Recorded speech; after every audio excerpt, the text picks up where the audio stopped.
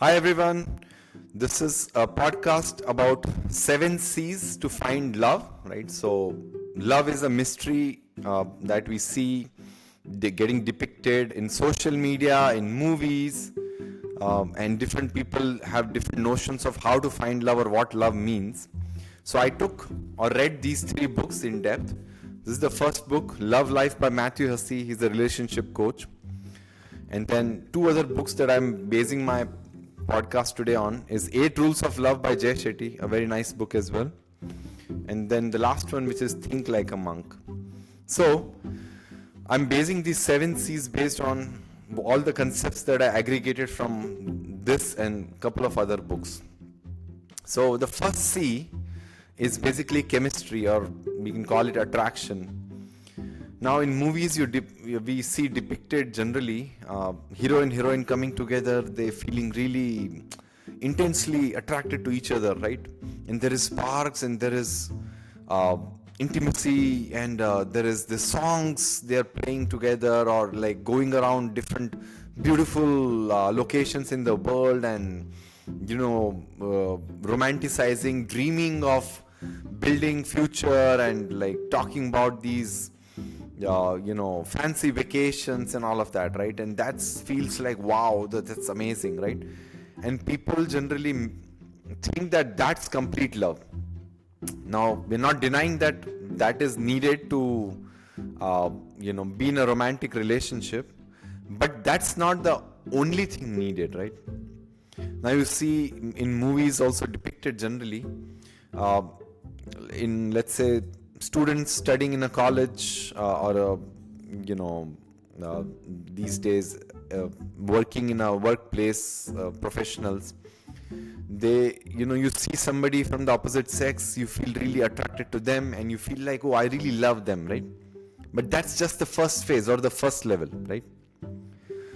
So specifically, let's talk about a couple of examples, right? So if you look at Titanic, the very famous movie, right? A lot of people have watched it and it's been one of the very popular movies.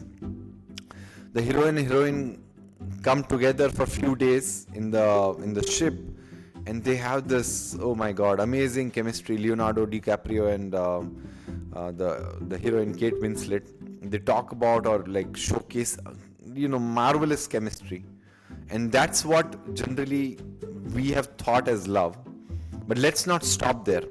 That's just the beginning phase. Yeah, you should feel attracted to somebody to really go and think about a romantic relationship, but don't stop there. So let's talk about the second C, which is very, very important C, which is called compatibility. Now, what is compatibility, right? So compatibility means two people coming together. Can they work together well as a team, right? When you're looking for a long-term relationship like marriage, you are going to live for 40, 50, 60 years together. That's a very long time to live together. That means you're going to have to deal with all problems together, bringing family together, raising kids together, and that requires so much teamwork. So you want to be in a relationship with somebody who you can work well with as a team, right? So compatibility means, do you work well together, right? And then also a lot of the compatibility is also driven by what both of you are aspiring for, right? Let's say one person is aspiring to travel the whole world for the next 4 years. The other person is wanting to stay in one place and work hard in their career, right? Is very different aspirations. So aspirations need not be same, and definitely different people will have different aspirations. That's what makes us unique, obviously. But they have to be complementary, right? If let's say one person aspires to have kids and have a family, right? Other person doesn't want kids and doesn't want a family. That's a very big incompatibility gap here, right? Because what will happen is those two people come together and one person really desperately wants to now move on and create a family, and other person doesn't want that. That makes it a deal breaker or a problem where the aspirations, goals will clash with each other, right? So knowing your aspirations is a big part of compatibility. Now there is also the phase of life, and that's also something that is not very well talked about. But that's where a lot of age gap can be a problem. Doesn't necessarily always be a problem, but that's where the phase of life comes. Some people gain mental maturity faster, some people gain it a little bit later. So phase of life depends, like, okay, let's say one person is trying to just finish their studies, and let's say they want to study for next 4 or 5 years. Another person has already been working and they want to get married and have kids. Now it's a very different phase of life, because the first person wants to finish their studies and start a career. Second person wants to have kids, right? And the first person doesn't want that immediately.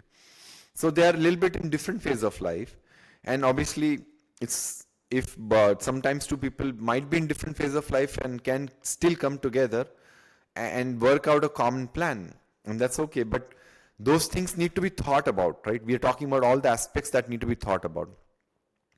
There is the lifestyle aspect, which also gets overlooked, because you feel like you're attracted to somebody, you don't really necessarily look at how they live their life.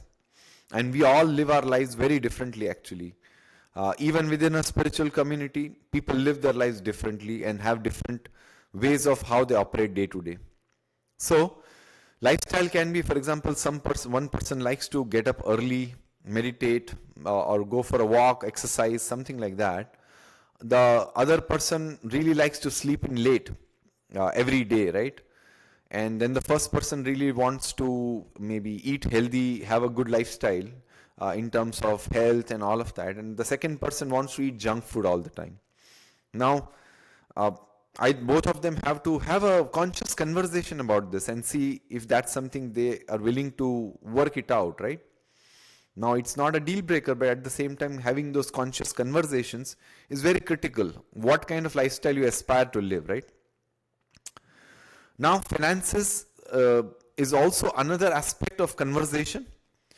Everybody who comes to a relationship has a different upbringing, which means they've grown up in a different financial background with a different kind of family. And family, you have different, you can say, gifts and gaps coming from the family, as Jay calls it in the book. Now, because of that, financial needs can also vary. If, let's say, somebody is grown in a very, very non-rich family, for them money might be something they will really, really carefully look at. For somebody who's grown in a rich family, for them money might not be the first thing they always worry about, right? So because they have grown in different environments, finances will look very different, and one person might be very okay to spend lavishly, the other person might be wanting to really be stringent, right? And then that will cause clashes. So it's very important to know financially you are not too off, right? I mean, it should not be one person is like a billionaire and another person is like a pauper, right? It should be you are able to match on a financial level together, right? Now, another aspect of compatibility is intimacy needs, right? So intimacy needs, there is a book basically I've read about where intimacy is categorized into these two psychologies, EQ and PQ. And basically, when you look at that particular book, it talks about this range of people in both those mindsets, basically. And again, this is just one framework to look at intimacy needs. But basically, one person might want intimacy, let's say, 3 or 4 times a week. Other person might just want once a month. And those things need to be talked about, because when you live day to day, all of these needs come at play, and having agreement or alignment of how you both will operate as a couple is extremely important, so that the number of you can say clashes or number of issues are dealable or less generally, right? Now we talk about also other aspect of compatibility which also plays a big role is your childhood and upbringing.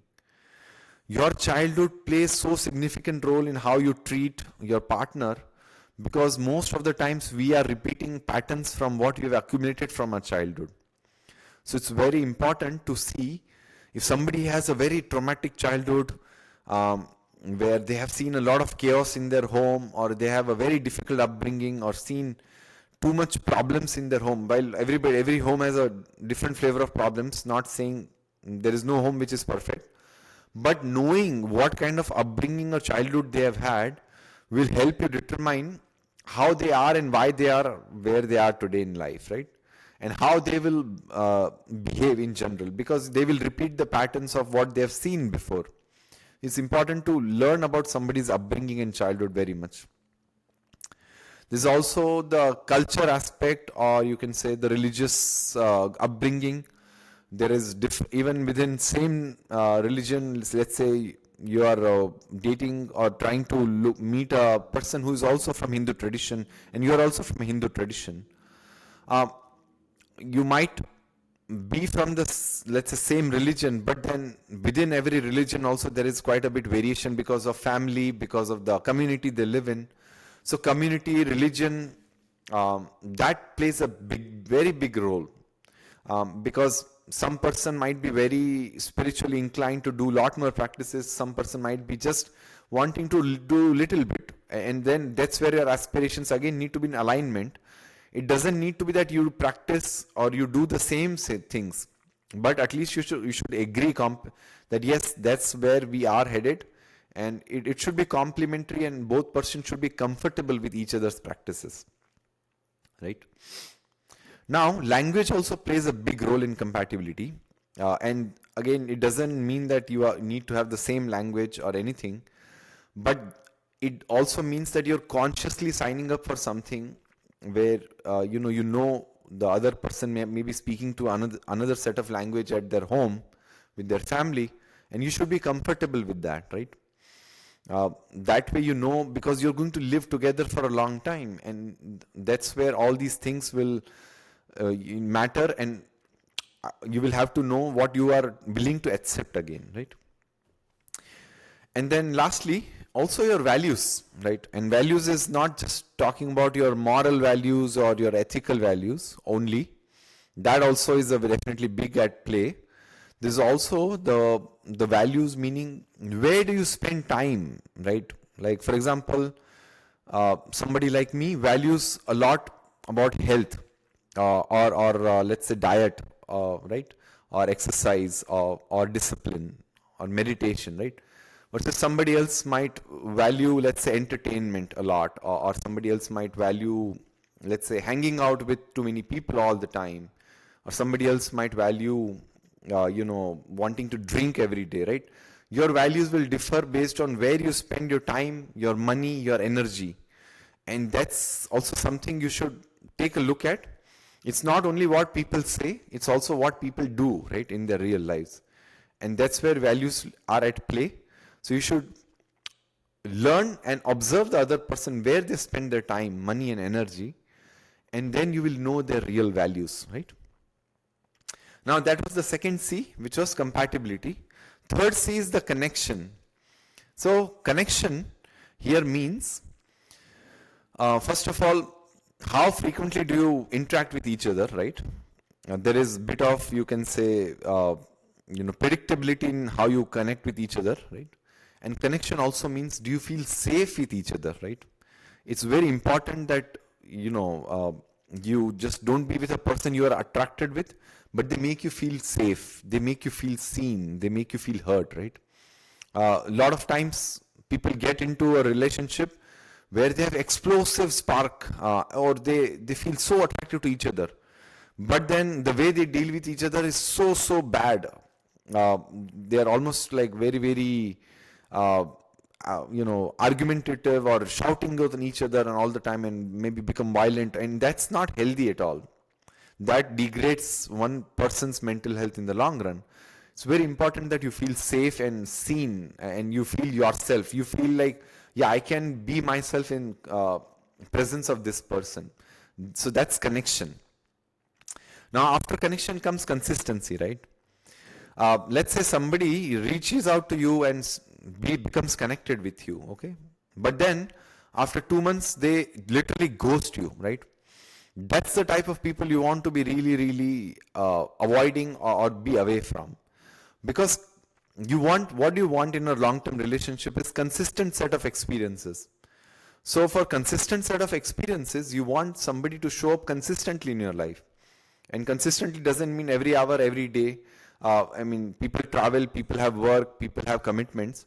But it means they show up on a regular cadence, and that cadence might be something you both need to figure out or talk about.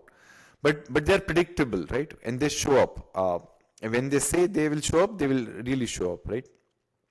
So they are there on a regular basis, showing up in your life in one way or other, right?